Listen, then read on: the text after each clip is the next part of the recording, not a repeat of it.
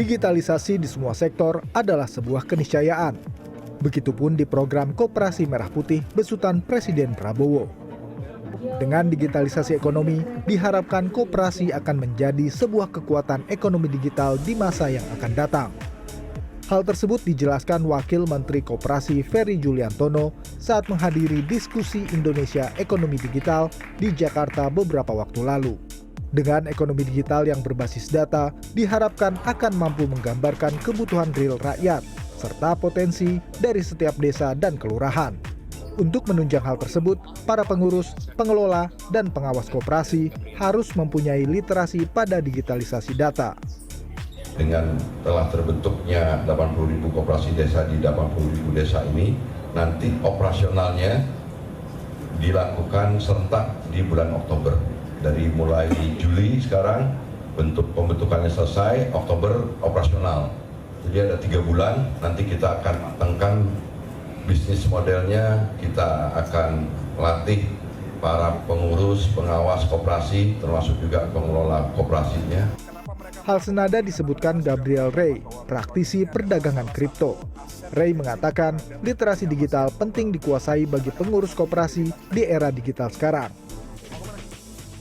Jadi saya rasa kalau misalnya koperasi-koperasi ini mungkin suatu saat punya sebuah aset dan butuh modal tambahan, mereka nggak perlu lagi kesulitan mencari modal.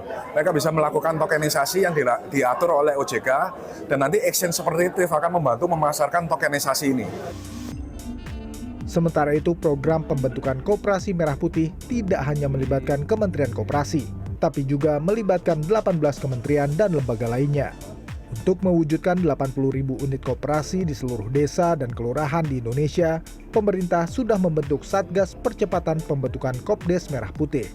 Satgas ini akan memastikan bahwa semua sumber daya negara bisa dialirkan ke desa.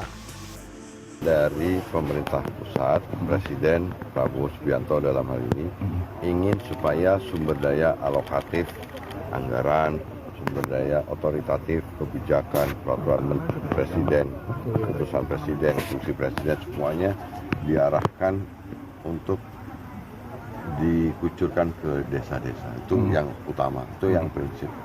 Itu yang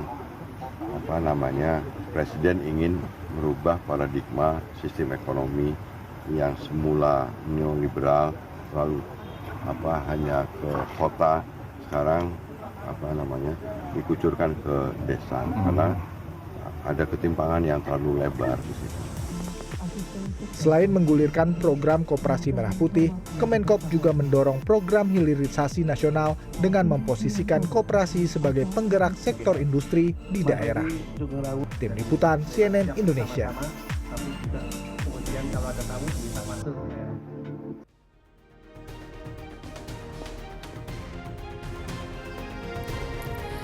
Halo, selamat malam. Selamat datang di Inside Politics with Diana Valencia. Pada malam hari ini kita kembali akan membahas soal salah satu program prioritas dari Kabinet Prabowo dan juga Gibran, yakni Koperasi Desa Merah Putih. Nah, sosok yang malam hari ini akan kami hadirkan di Studio 2 CNN Indonesia di Jakarta Selatan, ini sebenarnya merupakan loyalis Prabowo. Membersamainya sejak 2015 dan hingga kini Prabowo duduk di orang nomor 1 di Republik Indonesia ini.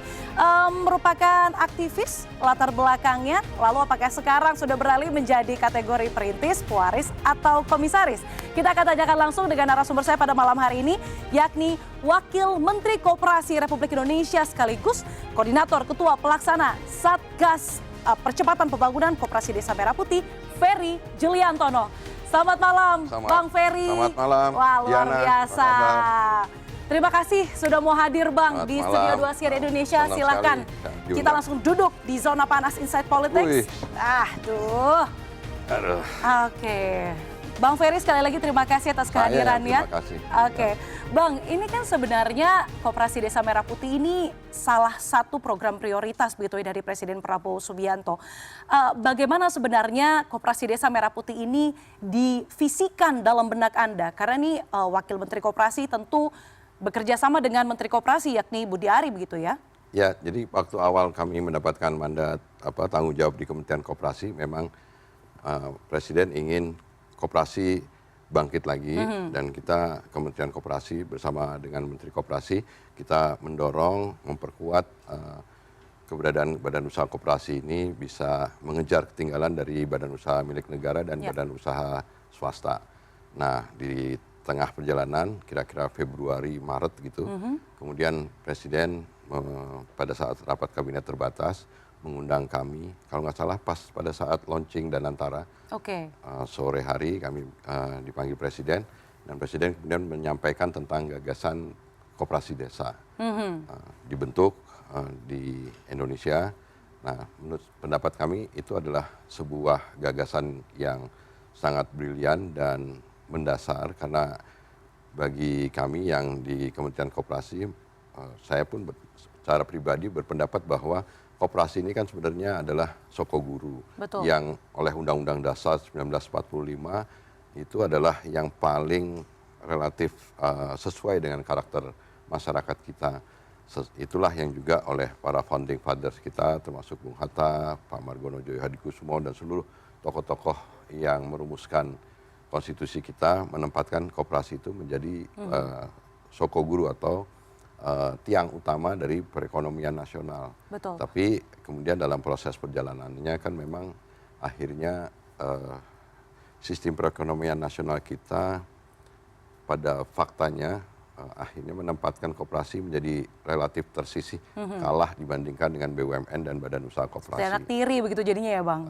Menurut saya memang harus ada ketegasan untuk bisa melanjutkan cita-cita para pendiri Republik, dan kemudian koperasi harus didorong menjadi badan usaha yang kuat, modern, tapi juga berbasis anggotanya dari masyarakat kebanyakan.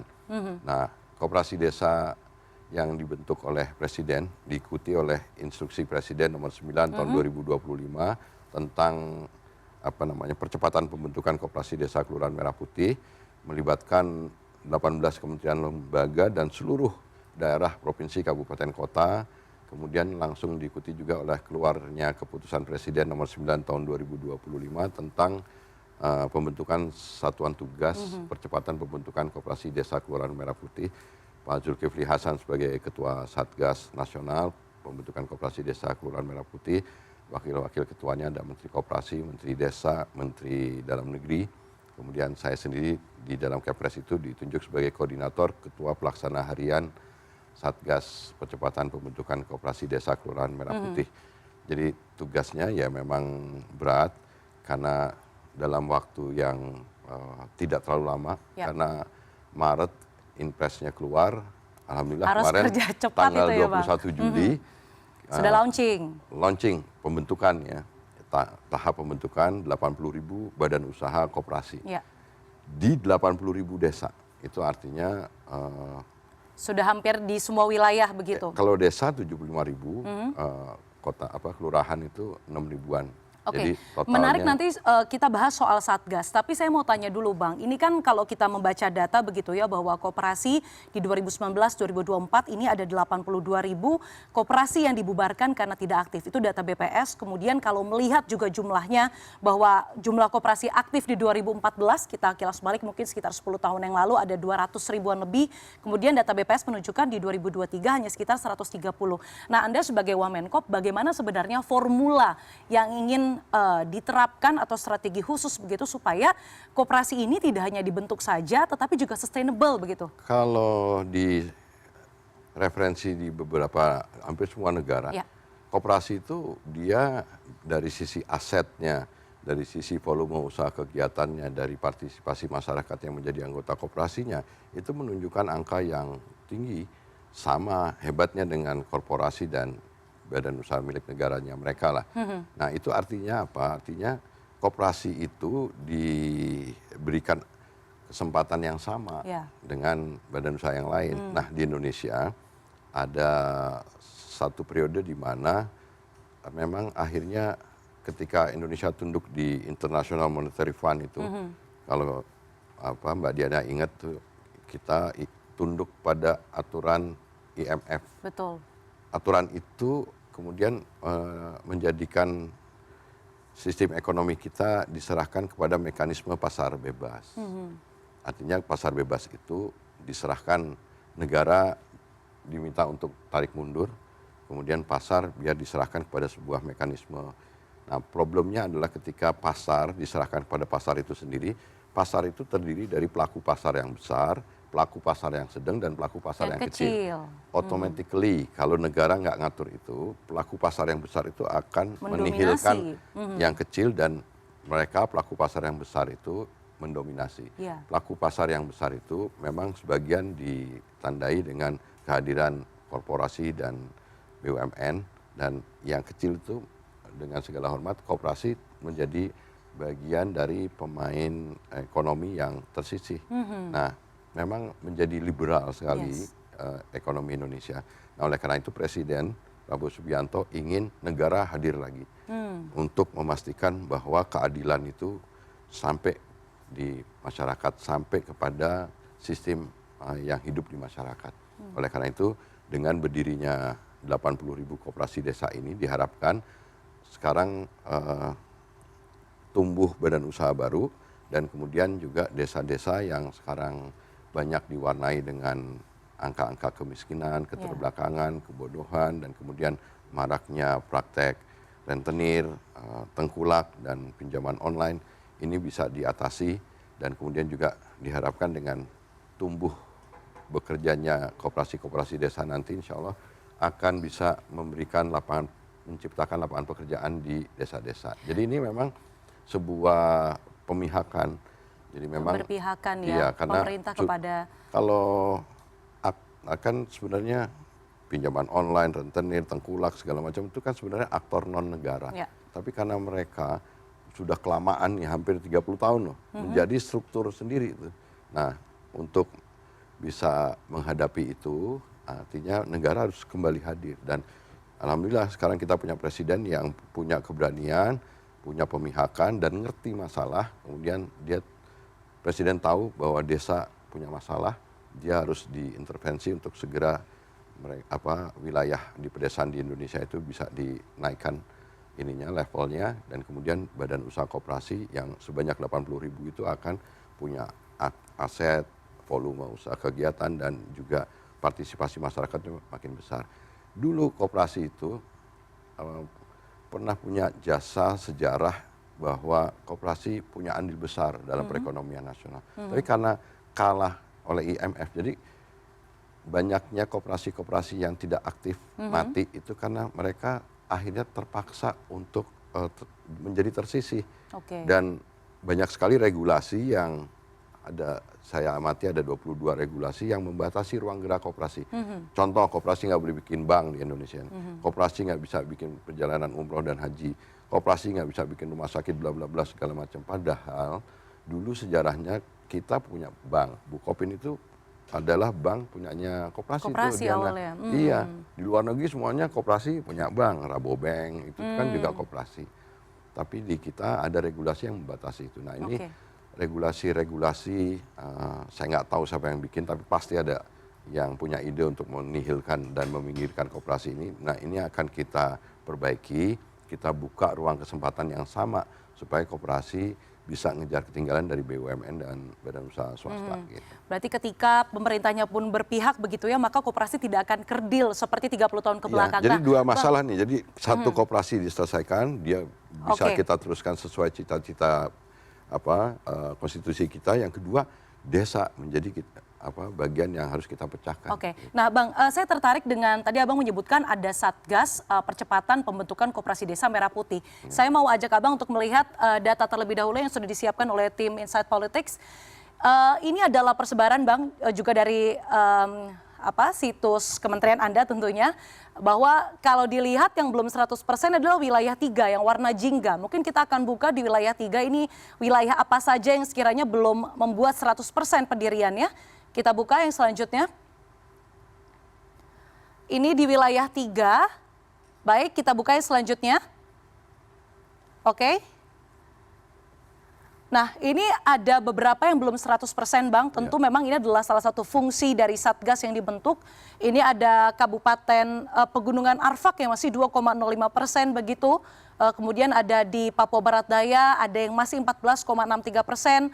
Kemudian selanjutnya, ini Ini sepertinya di daerah-daerah Papua ya Bang ya, yang masih belum banyak koperasi merah putih. Kemudian ada juga di wilayah Provinsi Papua dan juga ada di wilayah Papua Selatan. Khususnya dia ada di Kabupaten Mapi yang hanya 7,32%.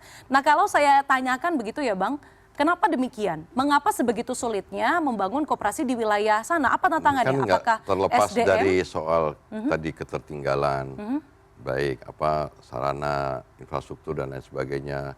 Nah, oleh karena itu berdirinya koperasi-koperasi desa di daerah-daerah yang seperti ini, karena mereka juga kan adalah saudara-saudara kita. Betul. Nah, desa-desa yang khususnya ada di Papua Pegunungan dan lain sebagainya harus justru menjadi prioritas dari pendirian koperasi. Meskipun sulit, lebih lambat dibandingkan wilayah yang lain, tapi kami di Satgas menempatkan prioritas Papua, termasuk Papua Pegunungan dan yang lain-lainnya itu akan menjadi prioritas. Kita akan justru menghadirkan koperasi desa itu nanti tentu disesuaikan dengan realitas masyarakat yang ada. Nah, tetapi diharapkan dengan adanya koperasi desa, masyarakat desa ini yang tadinya hanya menjadi objek dari bantuan-bantuan pemerintah, terus terputus aksesnya dari manajemen modal dan lain sebagainya, dengan adanya badan usaha koperasi di desa-desa termasuk yang di bagian tersulit di desa-desa di Papua ini akan menjadikan warga masyarakat Papua, terutama Papua Pegunungan untuk menjadi subjeknya. Di beberapa negara, Mbak Diana ya, di China waktu 5 tahun pemerintahan Presiden Xi Jinping itu, Presiden Xi menyelesaikan masalah angka kemiskinan di China yang jumlahnya ratusan juta itu dalam waktu yang relatif kurang dari 5 tahun. Yang dilakukan oleh Presiden Xi adalah melakukan pembangunan basis data pedesaan. Dan butuh waktu 18 bulan untuk Presiden Xi Jinping menyelesaikan basis data pedesaannya. Tapi setelah China memiliki basis data pedesaan, Presiden Xi Jinping di China pada saat itu langsung cepat tahu apa yang harus dilakukan, dan kemudian dalam waktu yang sangat singkat China bisa mengurangi angka kemiskinan, bahkan bisa menghilangkan angka kemiskinan sampai dengan ratusan juta orang miskin di China.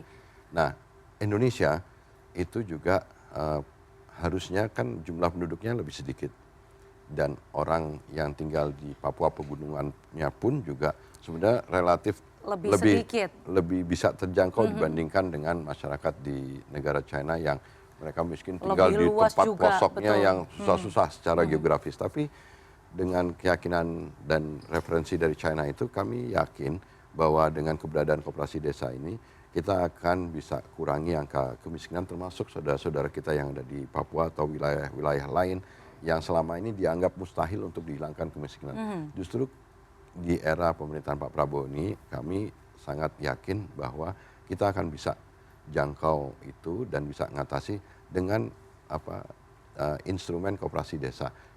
Koperasi desa itu tadi punya badan usaha, jadi masyarakatnya bisa menjadi pelaku ekonominya, dan desanya juga bisa kita identifikasi dengan data pedesaan yang lebih akurat. Oleh karena itu kami dalam kesempatan membentuk 80.000 koperasi desa ini, kita sekaligus ingin memperbaiki juga sebenarnya basis data pedesaan, belajar dari pengalaman di China bagaimana Presiden Xi itu bisa menyelesaikan masalah kemiskinan dengan membangun basis data pedesaan. Kami sedang berpikir untuk mengusulkan kepada lembaga instansi kementerian yang relevan untuk bisa sama-sama memiliki pemahaman tentang perlunya kita membangun basis data pedesaan yang lebih akurat. Oke, saya mau kulik lebih dalam sebenarnya Bang, karena Indonesia ini kan sebenarnya punya satu data Indonesia. Nah itu sudah dirilis di zaman pemerintahan Presiden Joko Widodo sebenarnya, inisiatornya atau yang merilis waktu itu Kemenpan RB, saya ingat betul begitu ketika masih Pak Aswar Anas. Nah sekarang bagaimana sebenarnya basis data yang Anda harapkan ini bisa membantu pembangunan koperasi yang berujung pada penggerakan ekonomi, seperti mungkin khususnya di wilayah-wilayah yang tertinggal begitu, atau mungkin tingkat kemiskinannya cukup tinggi yang tadi Bang Ferry sebutkan. Iya, kebetulan kami ketemu dengan teman-teman dari universitas, ada khususnya dari IPB, ada Profesor Sofyan Saf juga, yang kemudian menemukan metode baru tentang pembangunan basis data yang akurat di pedesaan. Dan dengan menggunakan teknologi drone bisa kita mendapatkan informasi geospasial. Dan kemudian proses pengumpulan data di lapangannya pun juga menggunakan numerator yang berasal dari desa itu sendiri dengan responden yang tentu orang desa itu. Dan validitas proses pengumpulan datanya lebih valid gitu. Nah, kemudian dianalisa menggunakan artificial intelligence dan kemudian kami mendapatkan ternyata ratusan parameter, lebih hampir 200-an lebih parameter indikator tentang desa, mulai dari tentang potensi desa, konsumsi desa dan lain sebagainya yang berkaitan wilayah pedesaan, kemudian apa yang terjadi baik orang maupun orang ataupun harta yang ada di desa itu. Jadi orangnya, profilnya bagaimana itu kelihatan. Kemudian tanah dan lain sebagainya, tanamannya apa segala macam itu sangat penting. Dan itu bisa dikerjakan berapa lama, Bang? Tentu kan tidak hanya 1-2 tahun begitu. Kalau kita berkaca dari Cina itu bisa sampai 3 tahun. Makanya karena ini masih kita gerilya bersama dengan teman-teman dari IPB dan dari beberapa universitas, kita masih uji coba, sudah 500-an yang sudah selesai. Hasil ininya, datanya. Dan kemudian masih ada 500-an yang sedang diselesaikan. Nah, kami mengharapkan sedang kita coba untuk sampaikan ini kepada pemerintah, kepada Presiden, supaya ada keputusan politik negara bahwa betul kita harus menggunakan satu data, tapi kita juga harus menggunakan satu metode yang sama. Dan ini bisa terjadi kesepahaman di pemerintahan dengan basis data desa yang lebih akurat itu nanti akan berguna bagi pengambil keputusan, baik yang di pemerintah, di BUMN, di swasta, itu akan menghasilkan keputusan yang tepat. Apalagi kalau sasarannya adalah untuk mengurangi dan menghilangkan orang miskin. Dan dengan modal basis data pedesaan yang akurat itu, kami yakin masalah kemiskinan di Indonesia akan hilang. Jadi ini harus ada duet maut antara metode basis data pedesaan yang akurat dengan koperasi desa. Karena dengan hasil kajian basis data pedesaan itu, instrumen koperasi desa ini menjadi alat perjuangan ekonominya gitu. Tapi kalau koperasi desa ini tidak terdukung dengan basis data pedesaan yang akurat pun juga hasilnya nanti tidak menjadi maksimal. Tapi sebaliknya juga, kalau basis datanya akurat tapi nggak tahu bagaimana memperjuangkannya dengan menggunakan instrumen atau alat apa, juga jadi bingung. Jadi sekarang udah sebentar lagi akan terjadi duet maut ini, dan kita akan optimis masalah kemiskinan, keterbelakangan, dan bagaimana menghidupkan kembali kegiatan ekonomi di masyarakat, khususnya di masyarakat pedesaan, itu bisa meningkat. Oke, kita akan lanjutkan diskusi hangat kita pada malam hari ini, Bang Ferry. Tapi kita harus jeda terlebih dahulu, dan usai jeda kita akan bahas soal perjalanan politik dari Bang Ferry dari Wamen dan Komisaris. Padahal sebelumnya jadi aktivis nih. Waduh, kita akan bahas nanti usai jeda. Insight Politik with Diana Valencia akan segera kembali. Tetaplah bersama kami.